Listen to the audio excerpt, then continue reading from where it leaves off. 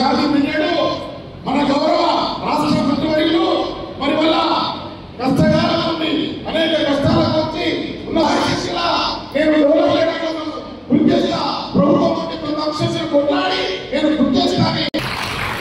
మన రక్త బాంధవులు కూడా మనం ఒక్కసారిగా అదే రకంగా వేదిక ఉన్నటువంటి మన అన్నగారు నాగల సంతన్న గారు పేరున వారికి ధన్యవాదాలు తెలుపుకుంటూ 1946 నుంచి 49 జరిగినటువంటి తెలంగాణ సాయుధ పోరాటాలు వంచి చివరి దాకా కఠిన దరిద్రంతో మరి అనుభవించి చనిపోవడం జరిగింది. మరి ఎన్ఎస్సీ కాంగ్రెస్ కార్యకర్తగా మన కాంగ్రెస్ పార్టీ జెండాను పార్టీ నింపుకొని మన మాదిగ కుల బాంధవుల మాదిగ వర్గం నుంచి ఆ రక్త బాంధవులకు పుట్టిన వాడిగా అటు రాహుల్ గాంధీ గారు కానీ ముఖ్యమంత్రి రేవంత్ రెడ్డి గారు కానీ తెలంగాణ రాష్ట్రంలో సుమారు 52 లక్షల మంది మాదిగ కుల బాంధవులు ఉన్నారు.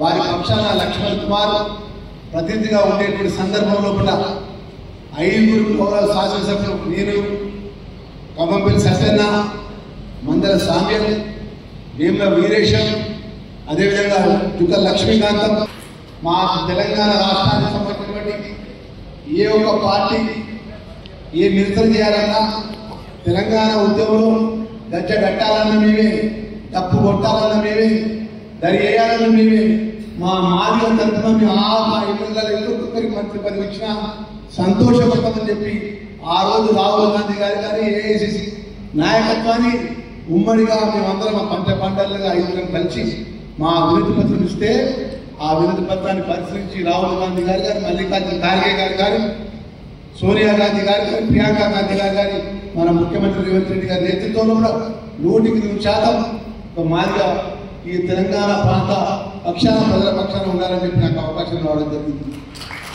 మరి ఈరోజు నేను మధ్యాహ్నం 2 గంటలకు వస్తాను అందరూ మాట ఇచ్చిన మన అన్యత నేను ఆలస్యంగా వచ్చినందుకు అందరూ కూడా క్షమించాలి. ఎందుకంటే ముఖ్యమంత్రి గారు మన దివ్యాంగులకు సంబంధించినటువంటి వికలాంగులకు సంబంధించిన ప్రత్యేకమైన సమావేశంలో కూడా మరి ఆ సంబంధం ప్రిన్సిపల్ సెక్రటరీ గారు అందరూ పిలిచి సుమారు 2 గంటలు మరి వారికి సంబంధించిన సుమారు ఒక 10,000 మందికి వారికి స్కూటీ కానీ, అదేవిధంగా బ్యాటరీ సైకిల్ కానీ, ఇతర సామాగ్రి ఏదైతే పంపిణీ కార్యక్రమాన్ని ఇక్కడ చేయాలని ముఖ్యమైన కార్యక్రమం దివ్యాంగులకు సంబంధించిన కార్యక్రమానికి 2 గంటలు ముఖ్యమంత్రి గారు కూర్చోవడం వల్ల ఆలస్యంగా వచ్చిన మా పాత్రికేయ మిత్రులకు, మా వేదిక పిల్లలు, మా కుల బాంధవులకు, మా కాంగ్రెస్ పార్టీ కుటుంబ సభ్యులకు, పెద్దలందరూ కూడా మన్నించాలని మరొకసారి కోరుకుంటూ నేను ఎక్కువ మాట్లాడకుండా అన్ని విషయాలలో మా సినాన్న చెప్పిండు.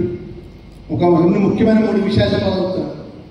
ఏదైతే ఆ రోజు మేము జిల్లా పరిషత్ చైర్మన్గా పనిచేసి మాజీ జిల్లా పరిషత్ చైర్మన్గా నేరేలో జరిగినటువంటి సంఘటన విషయంలో కూడా ఆ రోజు మొదటిసారి నేను మొన్న ప్రభాకర్ అన్న, బట్టి విక్రమార్క అన్న, శ్రీధర్ బాబు గారు, మన సీనియర్ అందరం కాంగ్రెస్ పార్టీ కార్యకర్తల నాయకులందరం కరీంనగర్ గవర్నమెంట్ హాస్పిటల్లో కూడా ఏదైతే అత్యంత దారుణంగా జీవితంలో కూడా ఇక దేనికి ఉపయోగపడకుండా విచక్షణ రహితంగా హింసించి కొట్టి పడేసి ఆ గవర్నమెంట్ హాస్పిటల్లో గంజాలుగా పడిపోయినటువంటి మా నేరెళ్ళ బాధితులను పరామర్శించినప్పుడు ఒక తమ్ముడు అంటాడు, అన్న దండ పెడతా, విషయం ఉంటే తీసుకొచ్చి అలా చచ్చిపోతే ఈ దెబ్బలను భరించలేకపోతున్నా అని చెప్పి కళ్ళబడి నీళ్లు కలుసుకుంటూ మాట్లాడుతుంటే ఆ జాతి వర్గంలో వచ్చిన వాడిగా ఎంతో బాధపడి పిసిసి అధ్యక్షుడు ఉత్తమ్ కుమార్ రెడ్డి గారి నేతృత్వంలో కూడా బాధ.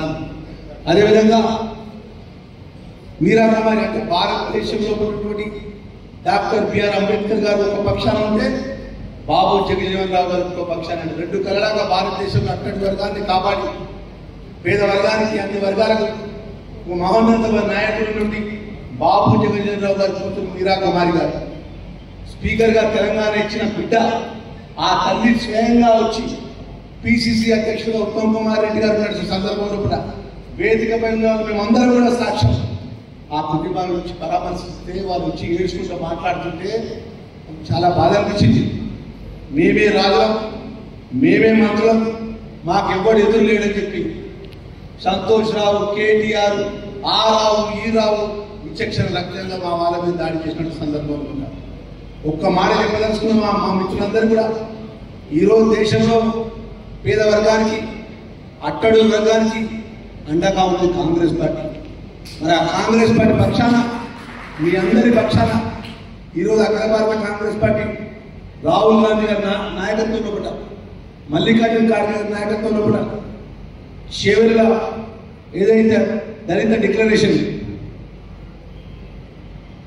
తెలంగాణలో ఉన్నటువంటి న్యాయమైన సమస్య అన్నదమ్ములాగా విడిపోయే సమస్య ఎస్సీ వర్గీకరణ కేటగిరీషన్ ఖచ్చితంగా కాంగ్రెస్ పార్టీ అధికారంలోకి వచ్చిన వెంటనే ఆ రోజు మల్లికార్జున ఖార్గే ఉన్నటువంటి ఏఐసిసి అధ్యక్షుడు ఉన్నటువంటి పెద్దలు వారు గారు కానీ రాహుల్ గాంధీ గారు కానీ పిసిసి అధ్యక్షుడు ఉన్నటువంటి రేవంత్ రెడ్డి గారి నేతృత్వంలో జరిగిన సమావేశానికి ఆ రోజు మాట ఇవ్వడం జరిగింది. మాట ఇచ్చిన సందర్భంలో కూడా గౌరవ సుప్రీంకోర్టు అత్యంత న్యాయస్థానంలో ఆగస్టు 3వ తారీఖు జడ్జిమెంట్ వచ్చిన వెంటనే భారతదేశంలో ఏ రాష్ట్రంలో అమలు చేయని ఏ ముఖ్యమంత్రి భారతీయ జనతా పార్టీ ఆ రాష్ట్రాల అధికారంలో ఉన్నా కూడా ఆ ప్రభుత్వాలు ఇక్కడ కూడా ముందుకు రాని పరిస్థితులు పడ్డాయి. ఏదైతే ఇప్పుడే మా సీనియర్ చెప్పిన విధంగా జడ్జిమెంట్ ఇచ్చిన గంటన్నర లోపలి గౌరవ ముఖ్యమంత్రి గారి నేతృత్వంలో కూడా దామోదర్ రాజ నరసింహన్న మానవులు రాష్ట్ర జిల్లా శాసనసభ్యులందరూ కూడా పెద్ద ఎత్తున పెద్దలు ముఖ్యమంత్రి గారికి అదేవిధంగా శాసనసభ్యులు ఉన్నటువంటి శాసనసభ్యులందరూ ఏకగ్రీవంగా తీర్మానం చేసి ఈ యొక్క సుప్రీంకోర్టు జడ్జిమెంట్ చట్టం చేసి ఆ చట్టం ద్వారా ఎస్సీ కేటగిరీ చేసి ఈ తెలంగాణలో ఉన్నటువంటి మాదిగ కుల బాంధవులకు మాదిగ ఉపకులాలకు న్యాయం చేయాలని చెప్పి చట్టాన్ని అమలుపరచాలని చేసి అలా ప్రకటించినటువంటి ముఖ్యమంత్రికి మాదిగల పక్షాన చప్పట్ల ద్వారా వారికి అభినందన తెలియజేయాలని ఈరోజు మీ అందరికీ తెలుసు గౌరవ రాహుల్ గాంధీ గారితో మాట్లాడాడు. జిస్కా హిస్సాదారి ఇస్కా ఎంత జనాభా ఉంటుందో అంత హక్కు ఉండాలంటాడు. జిస్కా హిస్సాదారి ఇస్కా భాగ్యదారి అంటాడు.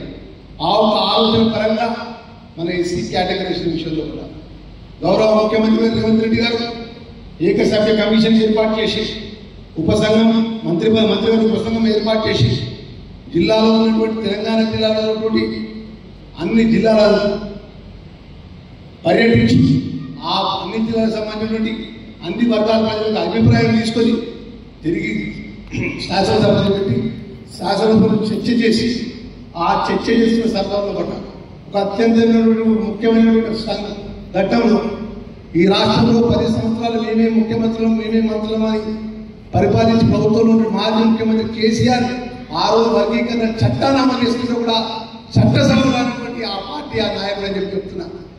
న్యాయమైనటువంటి ఎస్సీ కేటగిరీషన్ ఆ రోజు శాసనసభలో చట్టాన్ని చేసుకున్నాం. మరి చట్టాన్ని చేసుకుంటే 10 సంవత్సరాలు రాజ్యం వెళ్ళినటువంటి ముఖ్యమంత్రిగా పరిపాలించిన నాయకులు ఏం చేయాలి? న్యాయమైన సమస్య సుప్రీంకోర్టు జడ్జిమెంట్ చట్టం చేస్తుంది. ఆ చట్టం ద్వారా శాసనసభలో చర్చ జరుగుతుంది. ఆ చర్చలో ఎవరికైతే ఎంతైతే జనాభా ప్రకారం న్యాయం ఉండాలి ఆ న్యాయాన్ని చట్టాన్ని చేసే విషయంలో కూడా మాజీ ముఖ్యమంత్రి కేసీఆర్ అట్లసలేదు ఫామాలు పరిమితమైంది. మరి ఆ సందర్భంలో కూడా ఆ నాయకుడికి మా కాయిదాలు తీసుకొచ్చి కొంతమంది నాయకులు వస్తున్నారు. అన్నా ఇక్కడ భూములు ఉన్నాయి కానీ ఆ భూముల దగ్గర మనలో భూమి లేదు. అన్నా ఇక్కడ ఒక విగ్రహం పెట్టాలి మా నాయకులు మహమ్మద్ నాయకులు నర్సయ్య గారు ఇక్కడ విగ్రహం పెట్టాలి. ఇక్కడ ఎవరు మాకు గత 10 సంవత్సరాలతో సహకరించారు. మా ముఖ్యమంత్రి అన్న గొప్ప సభ ఏర్పాటు చేసుకుంటాం మన మార్గం పెద్ద సంఘాలు అని అడిగితే 8 సంవత్సరాలు ఒక రోజు కూడా అవకాశం మీద వచ్చేటానికి టైం కూడా వెళ్ళాలంటే ఆ నాయకుడు. మరి ఆ విధంగా ఇక్కడ మంత్రిగా పనిచేసి మాజీ మంత్రిగా ఉన్నటువంటి నాయకుడు మన వర్గానికి కూడా ఈరోజు మన వర్గాలకు మీటింగ్ చేసుకుంటే కూడా రానటువంటి పరిస్థితి కూడా మన వర్గానికి నేను మొదటి ముఖ్యమంత్రి దళితులను చేస్తా, దళితులకు 3 ఎకరాల భూమి ఇస్తా, మీరు తప్ప మాకు ఎవరు మీరని చెప్పి మాట్లాడినటువంటి పార్టీ నాయకత్వం ఎన్నడూ కూడా మనం పట్టించుకోలేదు. ఈరోజు మీరు ఒకసారి ఆలోచన చేయండి. ఈ ఇందిరమ్మ రాజ్యంలో కూడా ప్రజాపాలనలో గౌరవ ముఖ్యమంత్రి రేవంత్ రెడ్డి గారి నేతృత్వంలో కూడా ఒక దళిత బిడ్డగా ఒక మాదిగ బిడ్డగా నాకు అవకాశం వచ్చింది. మాల బిడ్డగా డాక్టర్ వివేక్ గారికి అవకాశం వచ్చింది.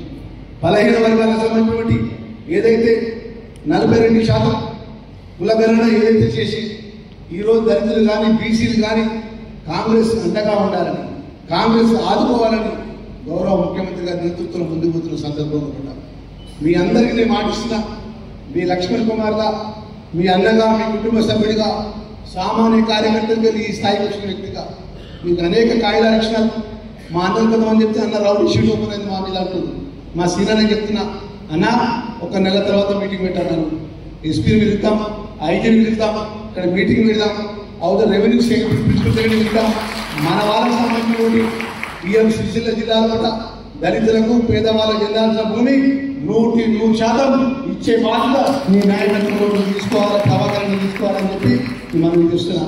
దానికి మంత్రిగా సోషల్ వెల్ఫేర్ మినిస్టర్గా నేను అన్ని విధాలా కూడా ఏదైతే చట్టపరంగా మనకు చెందాల్సిన హక్కు మనకున్నటువంటి మన తాతలు తండ్రులకు ఉన్నటువంటి ఏదైతే పేదవాళ్ళకు సంబంధించిన వర్గాన్ని వారు మనకు ఏదైతే కష్టపడి ఆ భూమిని నమ్ముకుని బతికే వాళ్ళకు ఆ భూమి మీద హక్కు కలిపేయాలనుకుంటున్నాం. మనం వేరే అనట్లేదు. మరి ఈ సందర్భంలో కూడా ఈ ప్రాంతానికి సంబంధించినటువంటి దళితులకు కానీ బలహీన వర్గాలకు న్యాయం చేసే విధంగా గౌరవ ముఖ్యమంత్రి రేవంత్ రెడ్డి నేతృత్వంలో కూడా ఈ ప్రాంతానికి పెద్ద దిగ్గా ఉన్నటువంటి ప్రభాకరణ గారు కానీ కృష్ణుడిగా ఉన్నటువంటి పూర్ణ ప్రభాకరణ గారు కానీ మీరు విప్పుగా మీరున్నారు. అదేవిధంగా మన సత్తన్న ఎమ్మెల్యేగా ఉన్నారు. మీరందరూ కూడా మేము ఎప్పుడు చూసినప్పుడు మేము వస్తామన్నా మన వాళ్ళ ప్రజల విషయంలో కూడా ప్రజాపాలన ఇంద్రమ్మ రాజ్యంలో కూడా అన్ని వర్గాలకు మేలే విషయంలో కూడా ప్రభుత్వాన్ని మెప్పించి ఒప్పించి ఈ ప్రాంతానికి ఏ విధంగా మెప్పించే విషయంలో కూడా మీరందరూ కూడా ముందు వరుసలో ఆ విషయాన్ని ప్రభుత్వం సృష్టించే విధంగా మనందరం కష్టపడతామన్న విషయాన్ని మరొకసారి మనం చేసుకుంటూ మేము ఉదయం 2 గంటలకు వస్తానా కూడా మా అందరూ మా తమ్ముళ్ళు మా పెద్దలందరూ కూడా మా వాడు మా లక్ష్మణ్ వస్తున్నాను ఎంతో ప్రేమతో ఇంత సైడ్లో ఉన్నారన్న ఇన్ని గంటలు ఉన్నారంటే వారికి చేతులు జోడించి మనస్ఫూర్తిగా నమస్కారం తెలియజేస్తున్నాను. అంటే ఎంత ప్రేమ అభిమానం మా వాళ్ళకు మా వర్గానికి గౌరవ ముఖ్యమంత్రిపై మా లక్ష్మణ మా వస్తుడు మా అన్న వస్తుందని అభిమానంతో ఉన్నటువంటి మా వర్గం అన్న ఒక్కటి చెప్పాలనుకుంటున్న చివరిగా మేము ఎంత ఏదో గొప్పగా ఏదైతే కాంగ్రెస్ పార్టీ ఇందిరమ్మ తల్లిగా పంపించి మా తాతల తండ్రి నుంచి కాంగ్రెస్ జెండా మోసుకున్నాం తప్ప ఎటు దిక్కు చూడలేదా మేము. ఈరోజు మేము అందరూ కూడా కాంగ్రెస్ పార్టీ అండగా ఉన్నటువంటి సందర్భంలో కూడా గొప్ప మనసున్నటువంటి ముఖ్యమంత్రి గారు. ఎందుకంటే నేను మంత్రి అయినప్పటి నుంచి ఈరోజు నాతో 2 గంటలు మాట్లాడిన ఒకటే మాట చెప్పినాడు. లక్ష్మణ్ కుమార్ రాష్ట్రంలో ఎవరు ఇవ్వాలన్నటువంటి శాఖలకు ఇచ్చిన social welfare, tribal welfare, minority welfare, disable ఇచ్చిన ఇవన్నీ ఎందుకు ఇచ్చినంటే నీ మీద నమ్మకంతో ఇచ్చిన. కరీంనగర్ జిల్లా పరిషత్ చైర్మన్గా పనిచేసినావు, ఎస్సీ కార్పొరేట్ చైర్మన్గా పనిచేసినావు. నీ మీద నమ్మకంతో ఇచ్చిన నీ ఇండిపెండెంట్గా నీకు బాధ్యత చెప్పిన నీకు ఆర్థికంగా ఏ భారం పడకుండా నీకు ఎంత డబ్బు కావాలన్నా ఎంత ఒత్తిడున్నా మీ వర్గాలకు మేలు చేసే విధంగా ఎస్సీ హాస్టల్ నిర్మాణం చేయాలన్నా, ఎస్టీ హాస్టల్ నిర్మాణం చేయాలన్నా, ట్రైబల్ హాస్టల్ నిర్మాణం చేయాలన్నా నీకు ఎంత డబ్బు కావాలనుకున్నా నువ్వు వెనుక చేయాల్సిన అవసరం లేదు. నువ్వు 21 తారీఖు ప్రత్యేకమైన మీటింగ్ ఏర్పాటు చేసుకో. రాష్ట్ర ప్రభుత్వం ద్వారా ఫైనాన్స్ మినిస్టర్ గారిని ఫైనాన్స్ సెక్రటరీ కూర్చుని మీరు వెల్ఫేర్ పరంగా పెద్ద ఎత్తున అన్ని విధ హాస్టల్స్లో చదువుతున్న పిల్లలకు బంగారు భవిష్యత్తు ఇచ్చే విధంగా ప్రభుత్వం అండగా ఉందనే విషయాన్ని కూడా వారికి చెప్పడం జరిగింది. ఆ విధంగా మా మిత్రులందరూ చెప్తున్నా.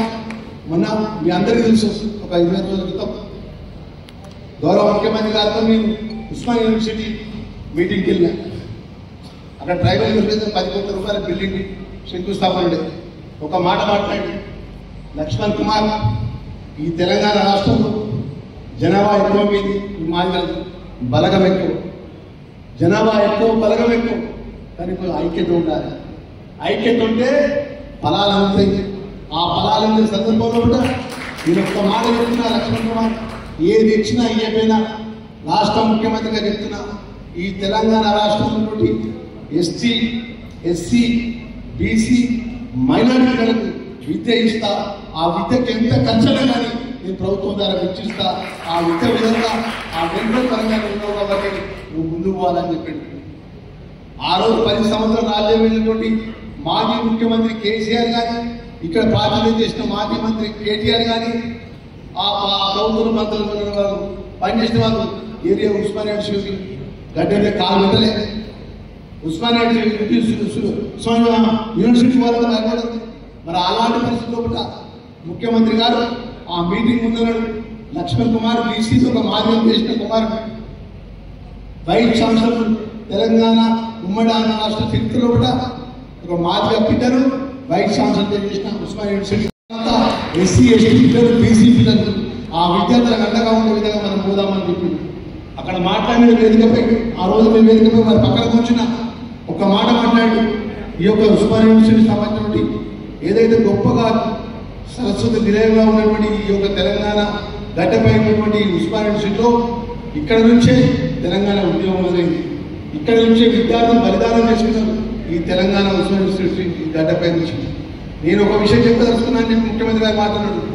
ఇంకో ఫస్ట్ క్లాస్ నుంచి ఇంటర్మీడియట్ వరకు డిగ్రీ వరకు 110 సెగ్మెంట్లో కూడా young India integrated hostels SC పిల్లలు, ఎస్టీ పిల్లలు, బీసీ పిల్లలు, మైనారిటీ పిల్లలు సుమారు 25 ఎకరాలతో ప్రతి కాన్షియస్లో యంగ్ ఇంటిగ్రేటెడ్ స్కూల్ ఏర్పాటు చేసి సుమారు 200 కోట్ల రూపాయలతో నేను స్కూల్ని ఏర్పాటు చేస్తున్నా. అదేవిధంగా ఉస్మానియా నుంచి చూసుకుంటున్నట్టు మీ విద్యార్థులందరూ మాట చెప్తున్నా. నేను డిసెంబర్ మాసంలో వస్తా.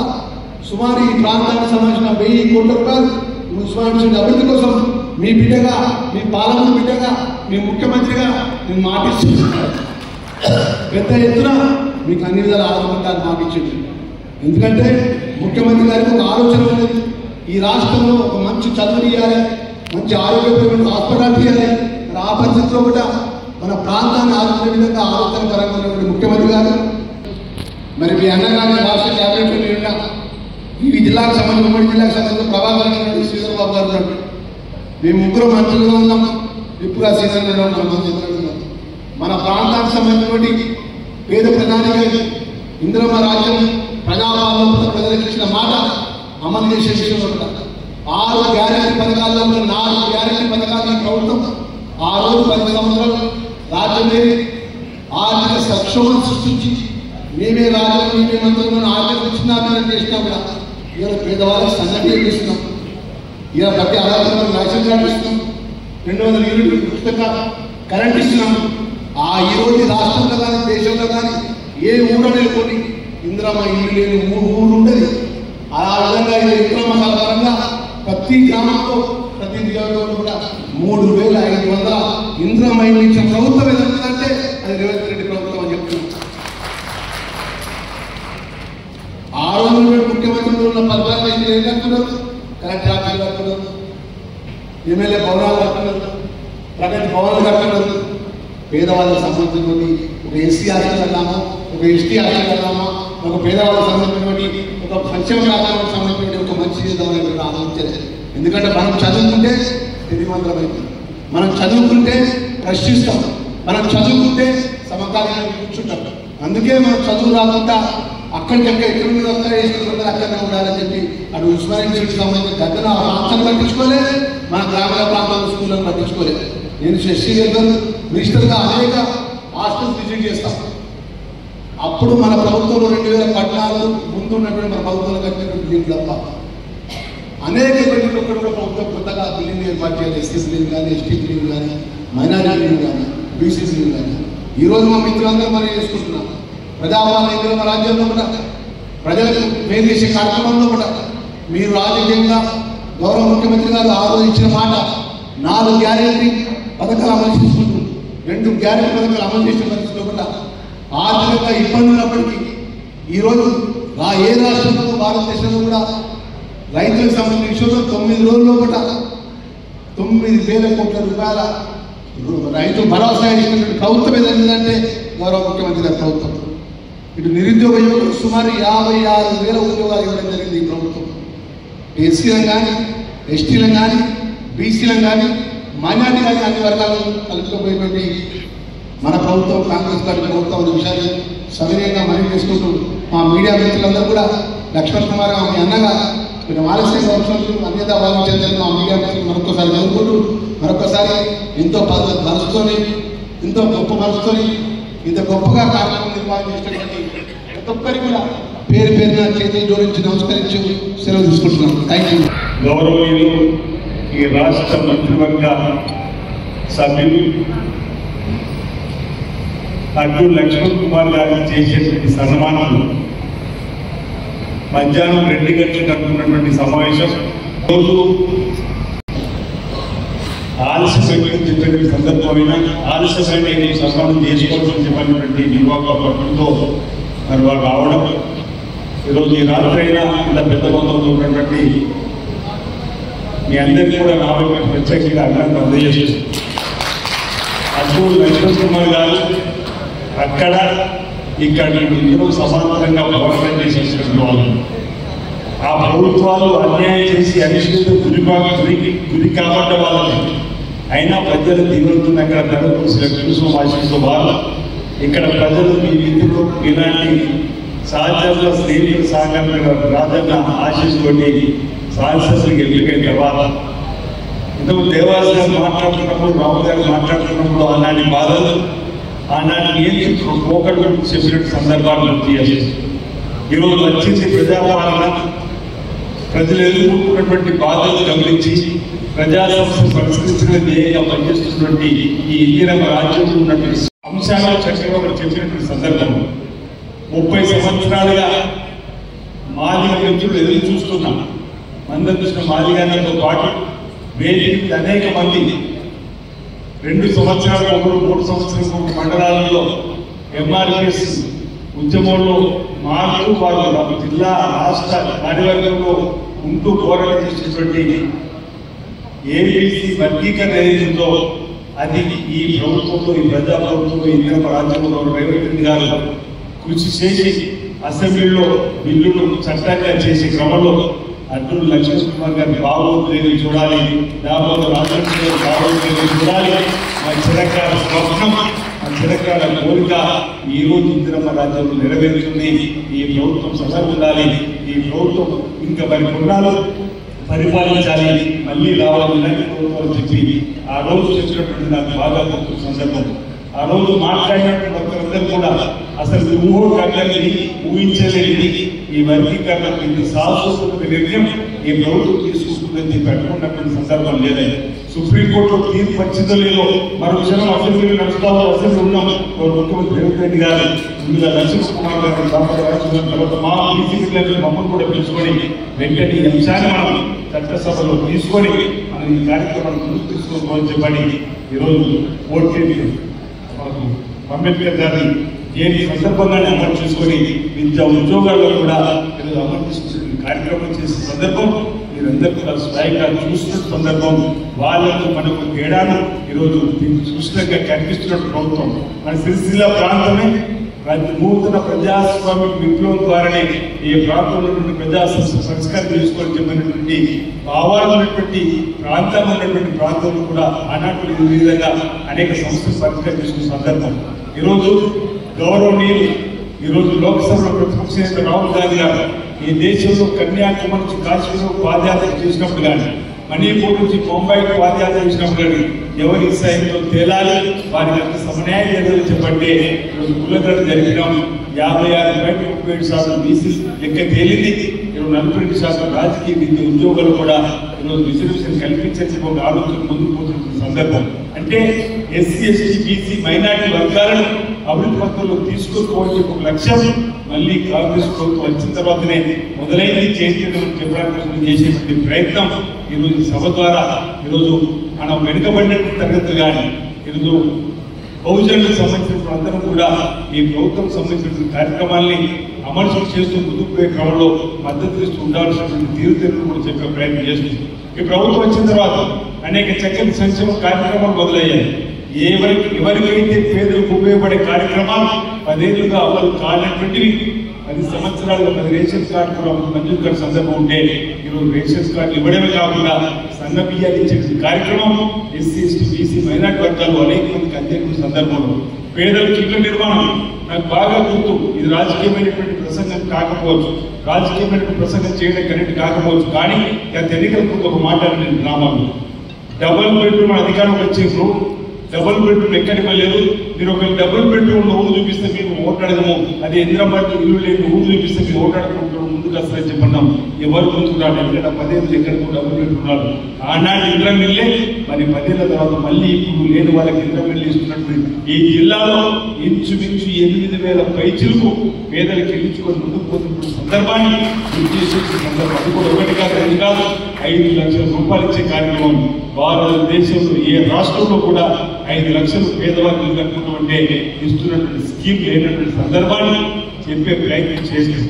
ఈరోజు 200 కరెంట్ యూనిట్లు కాల్చిన వారు కూడా ఉచిత కానీ ఆటలు ఈ విధంగా అనేక చక్కని కార్యక్రమాలు కూడా అమలు తీర్చుని మీరందరూ కూడా దగ్గరుండి గమనిస్తున్నారు. పేదలకు సంక్షేమం అందే విధంగా ఓవైపు 8 లక్షల కోట్ల అప్పులు ఉంది రాష్ట్రం. ఆనాడు 2014 తెలంగాణ వచ్చిన 70,000 కోట్ల అప్పుల్లో ఉండి ఏటా 6,000 వడ్డీ అసలు కట్టుకోమని పరిస్థితి ఉండి ఈ రోజు మీరంతా కూడా ఇంద్రపరాజ్యం వచ్చి రేవంత్ రెడ్డి ముఖ్యమంత్రి అయిన తర్వాత ఇక్కడ మీ బిడ్డగా నేను అక్కడ లక్ష్మణ్ కుమార్ గారు ఎమ్మెల్యేగా మంత్రి అయిన తర్వాత చూస్తే 8 లక్షల కోట్ల అప్పు ఉంటే ఆనాడు సంవత్సరానికి 6,000 కట్టే వడ్డీ ఈరోజు నెలకు 6,000 కట్టే పరిస్థితి తీసుకొచ్చిన సందర్భంలో ఎంత ఇబ్బంది అయినా పేదలకు సంక్షేమ అందరం చెప్పి చేస్తున్న కార్యక్రమం ఇప్పుడు కూడా కొంచెం వారి ఎన్నికల సమయంలో ఏ కార్యక్రమం చెప్పే కార్యక్రమంలో పేదలకు అందే కార్యక్రమంలో వారు ఉండే సందర్భంలో లేనిగా రావడం జరిగిన సందర్భం ఈ విధంగా జరుగుతున్నటువంటి ప్రభుత్వానికి అండగా నిర్మించడంలో ఈరోజు మాదిగలకు సంబంధించిన సమస్యల పరిష్కారం కోసం ఈరోజు ఉండాలి మంత్రివర్గంలో చెప్పిన ఆలోచన తీసుకున్నప్పుడు మొన్న రోజే వివేక్ గారు వచ్చినప్పుడు కూడా మీరు ఆత్మీయ సమ్మేళనం చేసిన సందర్భం ఎస్సీ ఎస్టీ బీసీ మైనార్టీలకు సంబంధించి మన అభివృద్ధులు తీసుకోకపోతే నాలుగు అనేక అంశాలతో చర్చ జరుపుకోవడం వారి ప్రాంతంలో సమస్యలు చెప్పడం జరిగింది. ఈరోజు రాజధాని సిరిసిల్ల జిల్లాకు సంబంధించి ప్రభుత్వం మారిన తర్వాత ఒక రకమైనటువంటి నిశ్శబ్దం కావచ్చు, ఒక రకమైనటువంటి ఆలోచన ఏం జరుగుతుందో ఏం జరగబోతుందో చెప్పారు మాట ఆలోచన చెప్పినా ఉన్నాం. ఈ రాజధాని సిరిసిల్ల జిల్లా అభివృద్ధి ఎక్కడ కూడా ఆగదండి. అదేవిధంగా అభివృద్ధి చేస్తూ ముందుకు పోతున్నాం.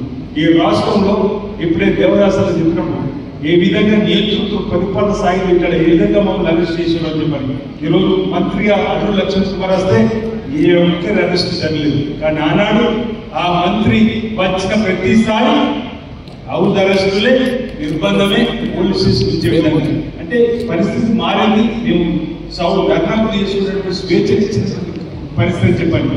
అలాంటి ఆయన నెంబర్ 2 ఉన్నటువంటి పరిస్థితి.